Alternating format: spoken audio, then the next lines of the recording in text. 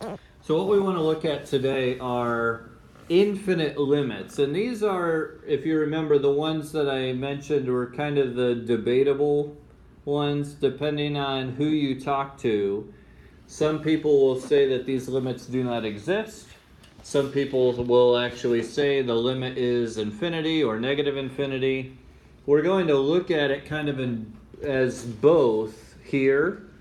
And as Mrs. Barbag just said, they accept either answer. They tend to do more of the does not exist. But like she said as well, sometimes on the multiple choice, they won't have does not exist as an option. They'll have positive infinity or negative infinity. So they aren't really consistent 100% of the time, unfortunately. But in general, we'd say it doesn't exist. But here we have a couple of examples of just some fun ones that we're going to look at, and then we're going to make some conclusions here, and then give you guys a chance to work on some. But we want to determine the left and right hand limits, okay? And this is something that we need to remember our notation. We covered this before our extended break.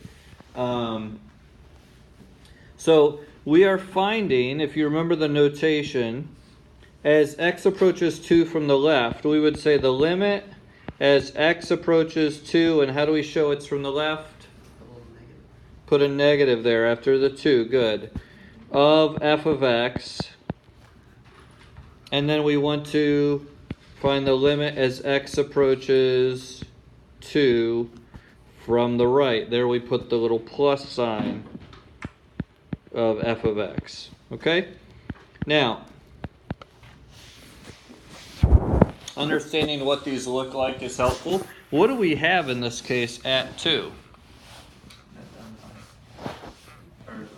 It's undefined. It's actually an asymptote. Yeah. So here we have at 2, we have this asymptote. Okay. And it's going to look something like this.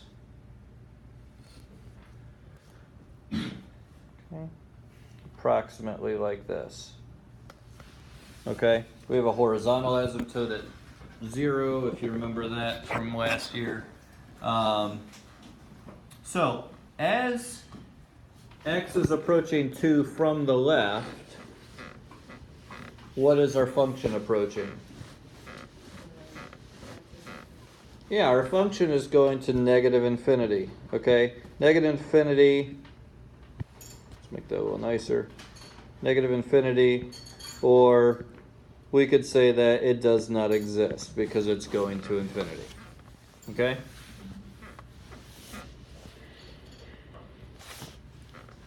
As we approach from the right, what's our function approaching? Yeah, positive infinity. Okay, positive infinity. Or again, we can just say that it does not exist. Now, regardless of whether you're in the group that says positive infinity or negative infinity, what would we say if we were saying the limit as just x approach 2? That does not exist. No matter what you think about does not exist or infinity, if we're just saying the limit as x approaches 2, we would say that it does not exist. Why? What'd you say, Ma?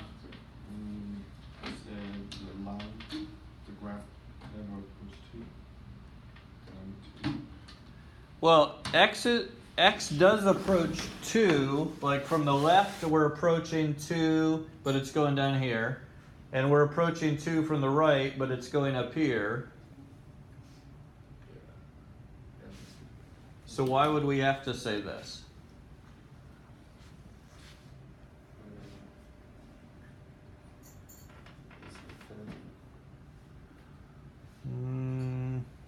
No.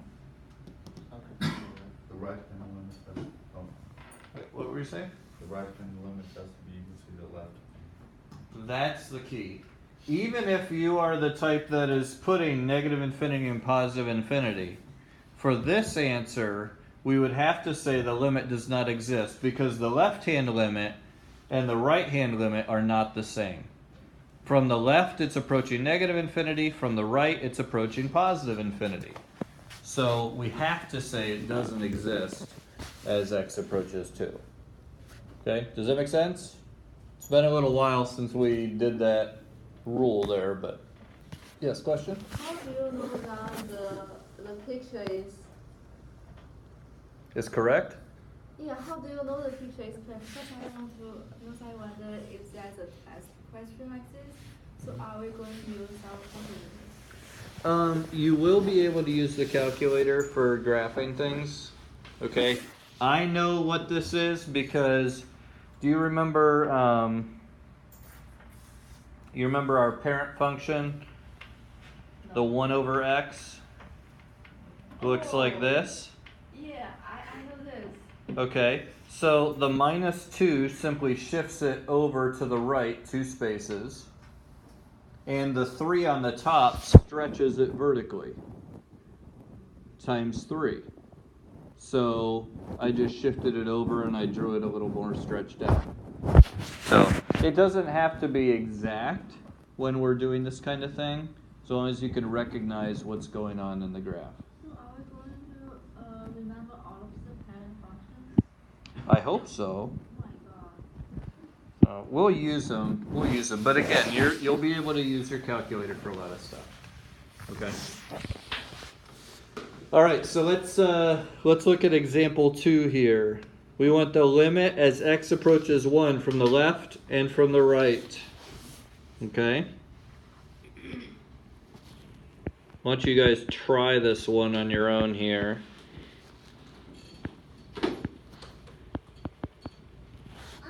Hello. So you guys trying this?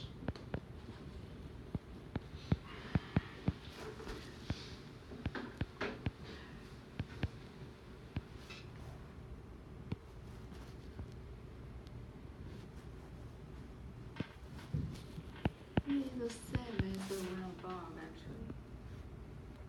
Is it? Yeah, doesn't exist. Okay. All right, so at 1 here, it looks very similar, right? Now, what is the one difference from the one above, other than that the asymptote in this case is at 1 instead of 2? That is. The negative on the top. Yeah, remember the negative reflects it across the x-axis. So in this case, it's going to look like this, about. Yeah. Okay. It's the only. That's the only thing. So the limit from the left, we would say the function is approaching, that one's positive infinity, or doesn't exist. From the right, our function is approaching, okay. But if I were to ask you, what is the limit as x approaches 1, you would say it does not exist. Good. Okay?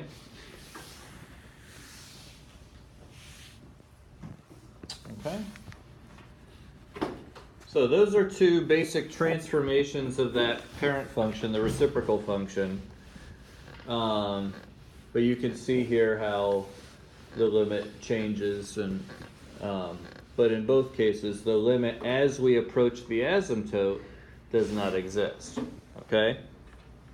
Now, this third one is a little bit different. This is not just a basic transformation because you'll notice we got an x squared on the bottom. Okay? Now, we have to consider what this looks like here. Before we could do the limit as x approaches 1 from the left, and the limit as x approaches 1 from the right.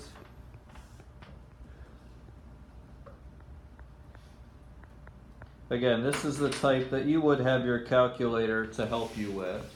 All right, but just for time's sake, we've got it looking like this. there's an asymptote at 1.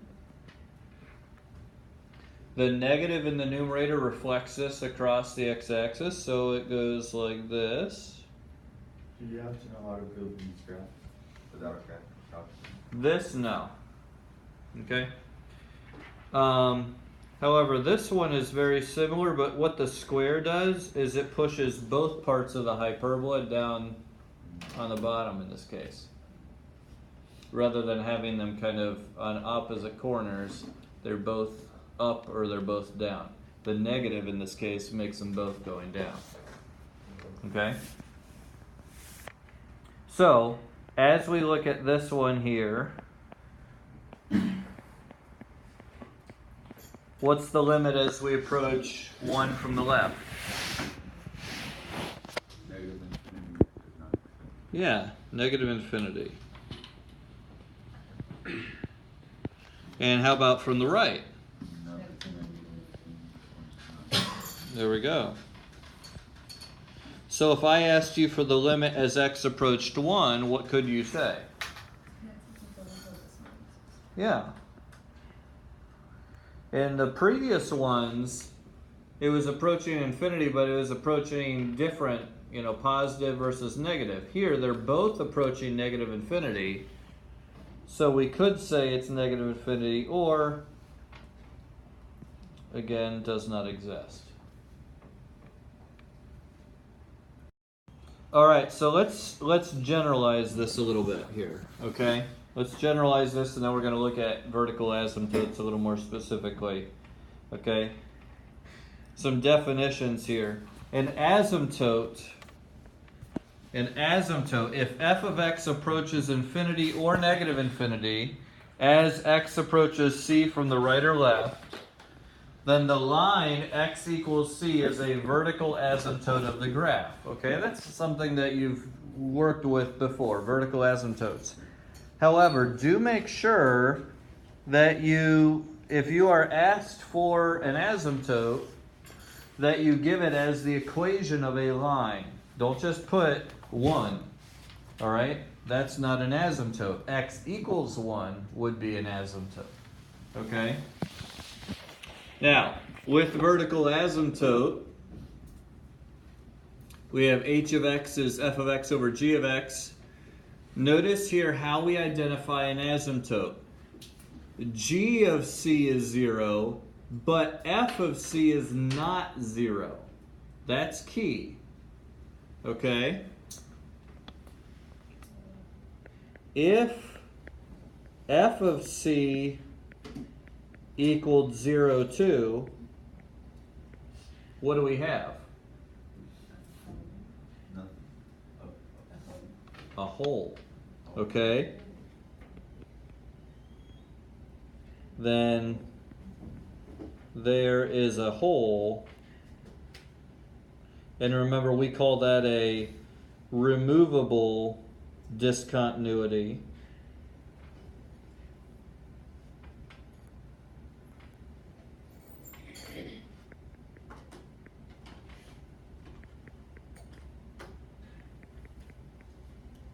At C. Okay? So be careful about that. The asymptote, you can only have something over 0. You can't have 0 over 0. Alright? So these next 4 here are kind of a quick exercise in just identifying these. All right, so let's kind of run through these here. What would our vertical asymptote be for A?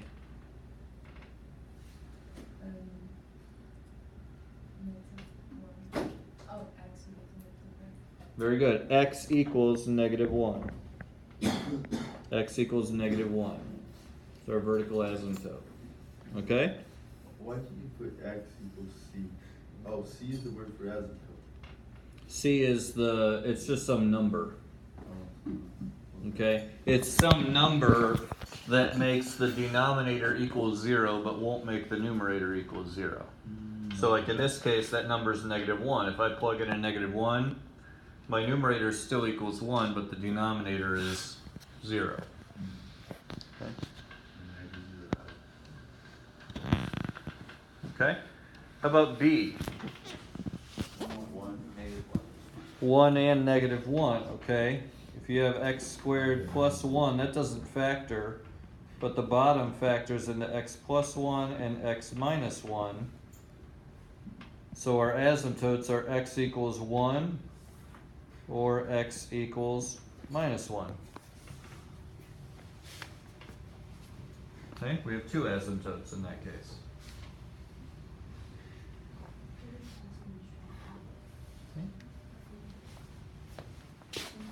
Now, cotangent. How many of you remember what the cotangent graph looks like? Same as the 10. Wait, the other way around. It's kind of like the tangent, Mirror. but it's shifted over pi over 2, right? Because those are cofunctions. So, now, here's the thing. You may not remember what cotangent looks like, but if you remember that cotangent equals what over what? Cosine over sine, or 1 over tangent, that works too. But cosine over sine, it may be easier to remember where sine equals 0.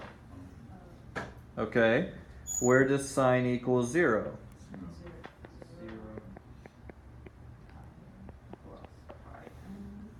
Okay, 0, pi, 2 pi, 3 pi, 4 pi. Okay, so how could we write that?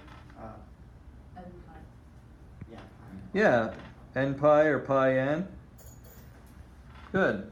We could just write it as where n is an integer.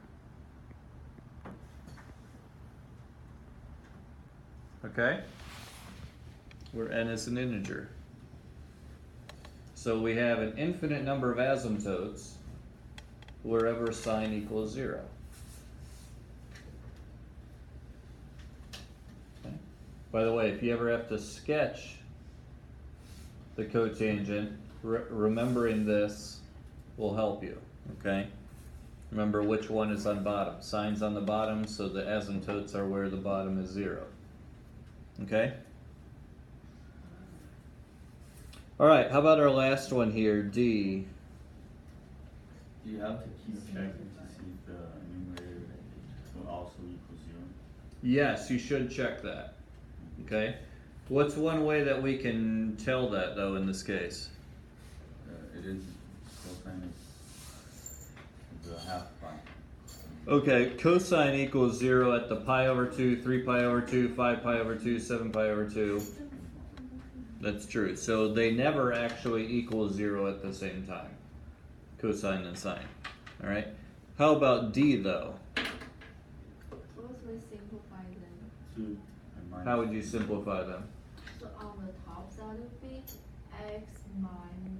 x plus 4, x minus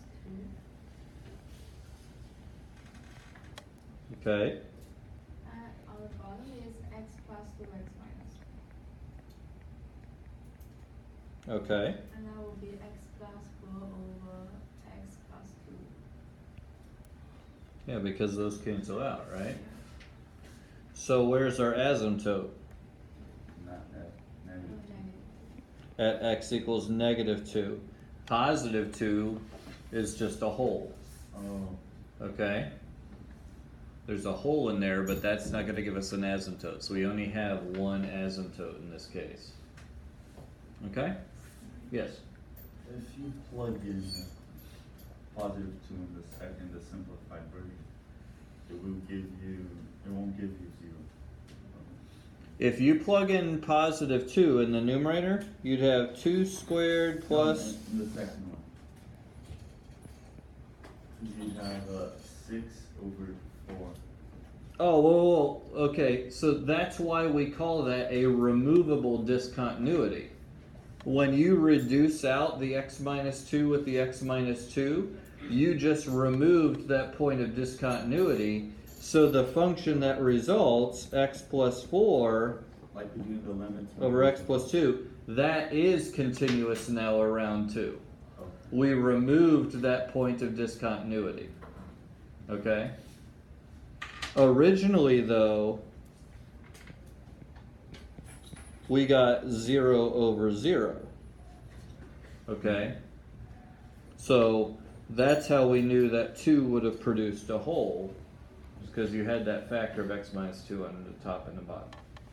Okay? If you plugged in one of the both values in the non-simplified function, would it work for this center? Both values as in 2 and negative 2? Yeah. Well, if you plug in the 2, that's what I just showed you here. If you plug in the 2, it'd be 0 over 0. Also be 0. Okay. If you plugged in negative 2, if you plug in negative 2 on the top, you're going to get a negative 8. Yeah. Negative 8 over 0. Oh, so you didn't have to.